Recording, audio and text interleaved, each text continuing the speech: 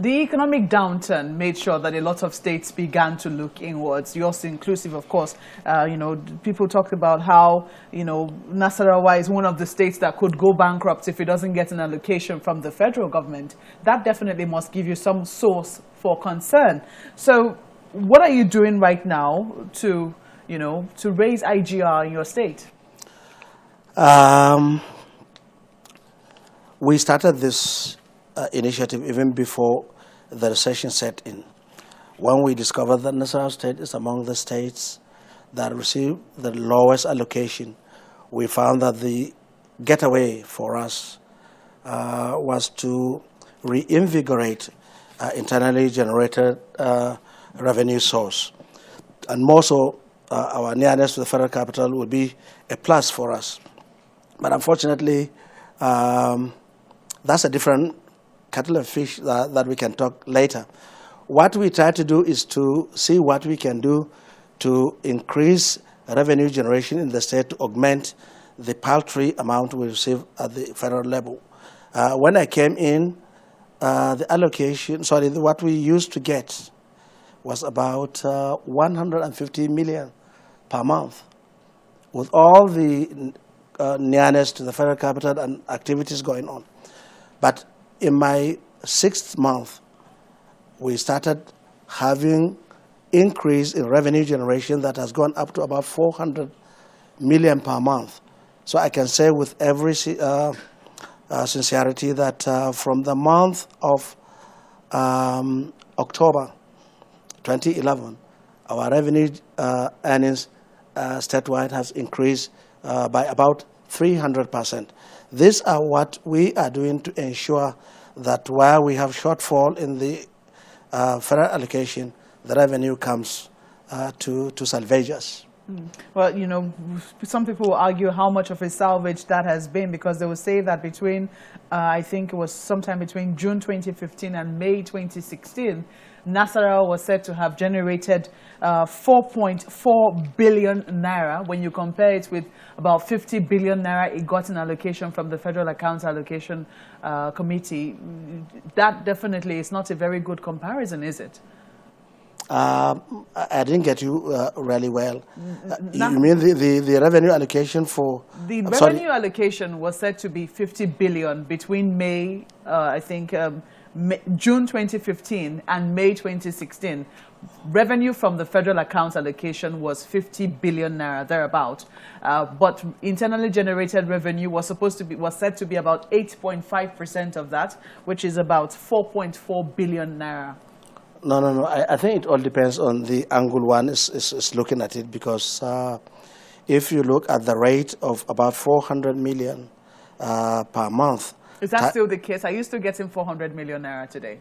Sorry? Are you still getting 400 million naira today? We're getting even much more than that, because we have deployed the avenue of our NAGIS, which is Geographic Information System, where we allocate and process certificates, and that in itself is another revenue generating outfit. I can say as at now we generate much more than 500 million as revenue accruing to the state monthly internally. Now that you've just mentioned NAGIS, the geographical system, urban renewal is one of the areas that you're looking at.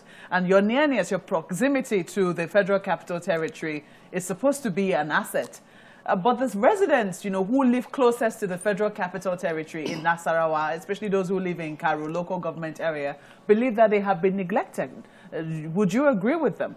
That they have been abandoned by the state government. They don't feel that the state government is close to them enough. No, I think that's an unfair comment by anybody who lives within that corridor, because as far as we're concerned, there is no part of the state that has received so much attention and has consumed so much resources from state funds in ensuring the upliftment of the environment and the people living therein than that zone. Why? Because if you look at the challenges the state faces by being neighbors to the federal capital, I don't know whether to say it's a blessing or a cause. Because in spite of all the number of people that walk within the Federal Capital Territory and live within that corridor, we just receive about 40 million per month as payee by all the staff of the federal government, of FCT, of other companies who reside there. That is unacceptable. But in spite of that, these same people use their vehicles, use their explosion in terms of family and number of people to wear and tear utilities, facilities, and our infrastructure without any amount to replenish that. So you could see the little we are able to send to that corridor, even much more than other local governments, is much more than we are supposed to allocate to them. So for anybody to say that we do not take care of them, I think it's been very unfair to us. One thing I must mention, if you look at the improvements we are doing physically there, we are building the international market, which will allow the residents to have the leverage to participate in commercial activities. We have a platform where over 3,000 lock-up shops have already been completed and are awaiting commissioning. The road networks we have done, I can take you around to see. Just recently, we spent over 3.5 billion naira to construct about 15 kilometers of road within Maraba and Masaka axis. So I think we are trying the best we can given the situation at our disposal.